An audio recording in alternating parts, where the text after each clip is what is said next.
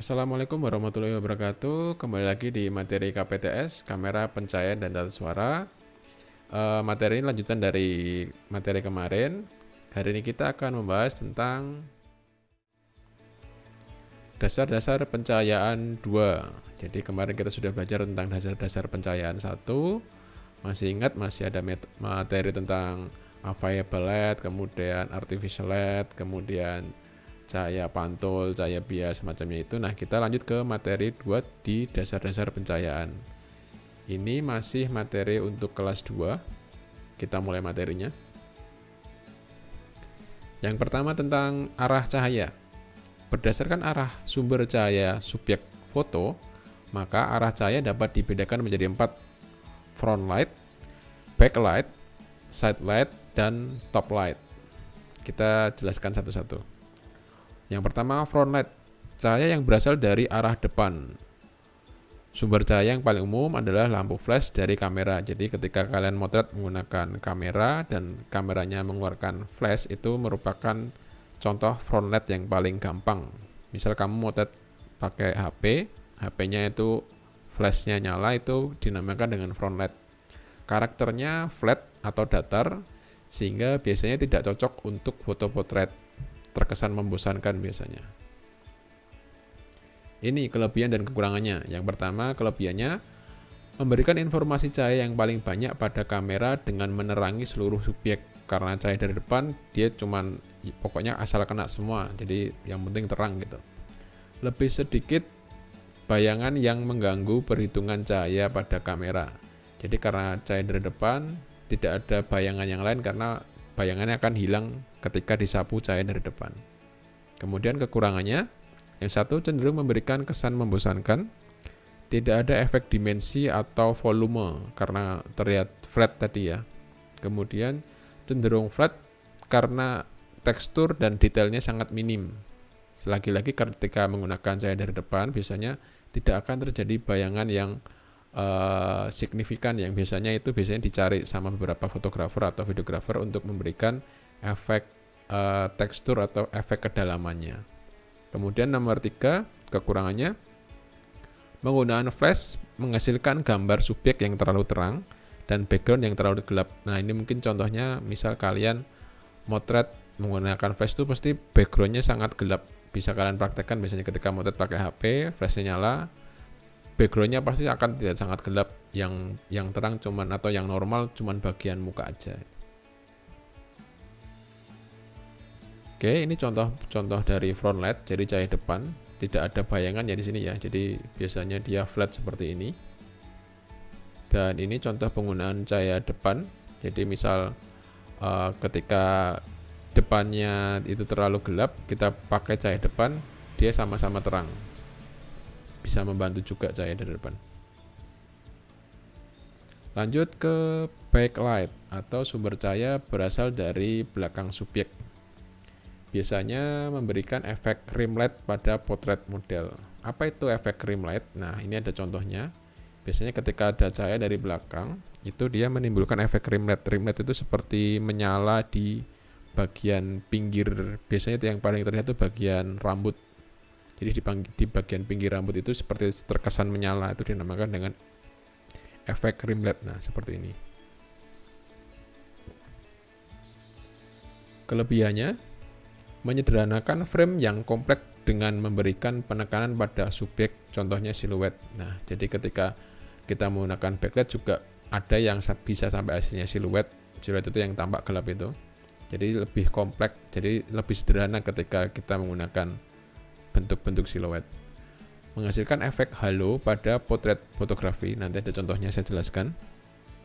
Kemudian menghasilkan bayangan yang kuat pada landscape fotografi. Di landscape itu ketika cahaya dari belakang biasanya ada beberapa bayangan yang kuat yang ditampilkan ketika kita menggunakan cahaya dari belakang di landscape fotografi. Kemudian kekurangannya, detail berkurang pada subjek yang gelap karena biasanya cenderung lebih siluet ya. Itu bagian gelapnya pasti detailnya hilang. Kemudian detail berkurang pada lens flare dan titik-titik cahaya pada gambar. Jadi detailnya juga berkurang karena biasanya dia selain menimbulkan rim light, ada juga yang mengeluarkan lens flare karena ada cahaya yang bocor gitu kena ke lensanya, itu otomatis gambar detailnya akan sedikit hilang. Nah, ini efek halo yang sudah dijelaskan tadi, saya jelaskan dulu. Jadi efek halo itu seperti ini. Biasanya terjadi ketika kalian memotret menggunakan cahaya dari belakang.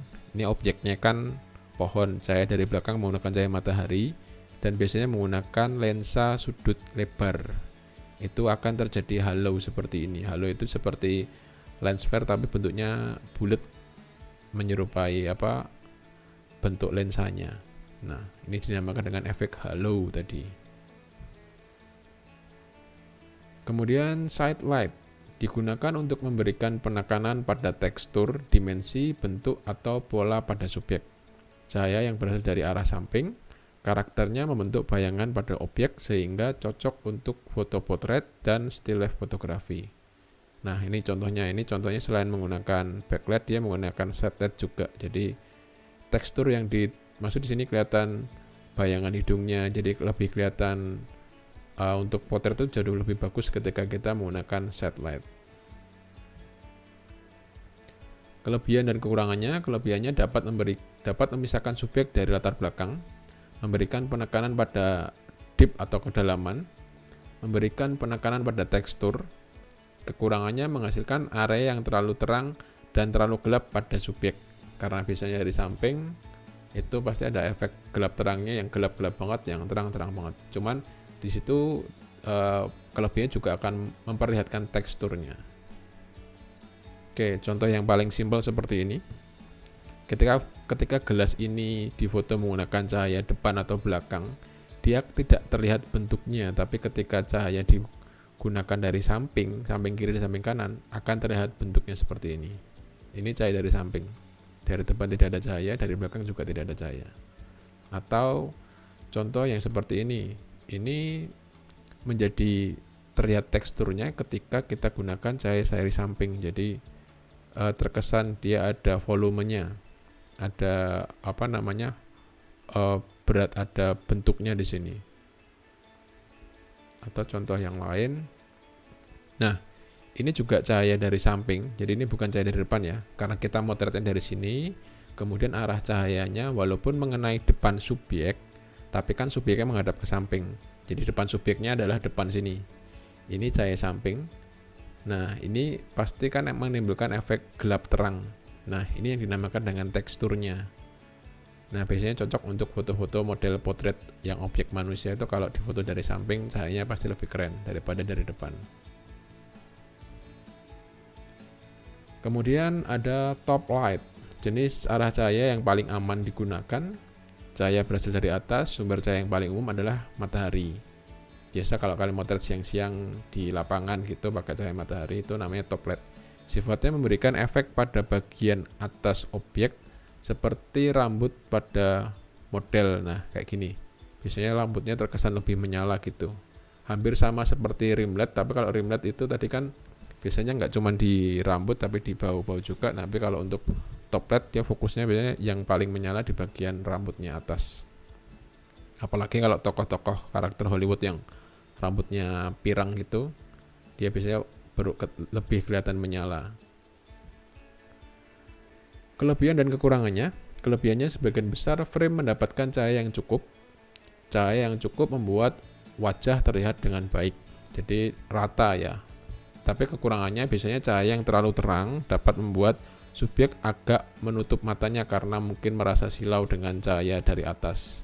Kalau kamu motret teman-teman di lapangan di siang-siang gitu menggunakan cahaya matahari, biasanya kan dia akan menyipitkan matanya karena mungkin ngerasa sangat silau. Kemudian membuat bayangan yang terlalu gelap di bagian bawah mata dan bawah dagu seperti ini. Nah, ini contohnya. Jadi ketika ada cahaya dari atas, biasanya ciri khasnya akan menimbulkan efek bayangan di daerah bawah mata seperti ini dan bawah dagu seperti ini. Dan ini juga memberikan kesan khusus ya. Jadi penempatan lampu untuk atas juga ada tujuannya, tergantung dari naskah di filmnya. Oke, sudah masuk ke tugas. Di tugas dasar-dasar pencahayaan 2 ini silahkan buat 4 foto diri, foto selfie dengan menggunakan artificial light. Jadi kalian bisa menggunakan cahaya bantuan dari lighting yang kalian punya di rumah. Terserah pakai lighting apa, pakai center juga boleh, pakai lighting emergency juga boleh, atau mau pakai lighting yang bisa buat makeup itu, siapa tahu punya di rumah, boleh. Kemudian kalian foto dengan 4 arah cahaya, front light, back light, side light, dan top light. Jadi ada 4 foto, secantik-cantik mungkin, seganteng-ganteng mungkin. Kemudian kirimkan, tapi sebelum dikirim kamu harus edit dulu di kolase sehingga 4 foto itu jadi satu frame. Terus beri efek warna hitam putih dan tingkatkan kontras warnanya supaya menambah kesan dramatis. Jadi efeknya boleh di awal, boleh di depan. Misal mau di awal dulu, jadi fotonya di efek satu-satu, hitam putih, gelap terang, terus baru di kolase, atau di kolase dulu baru di hitam putih juga boleh, bebas. Kemudian nanti diberi keterangan identitas pada foto kalian, terus dikirim di grup WhatsApp untuk tugas.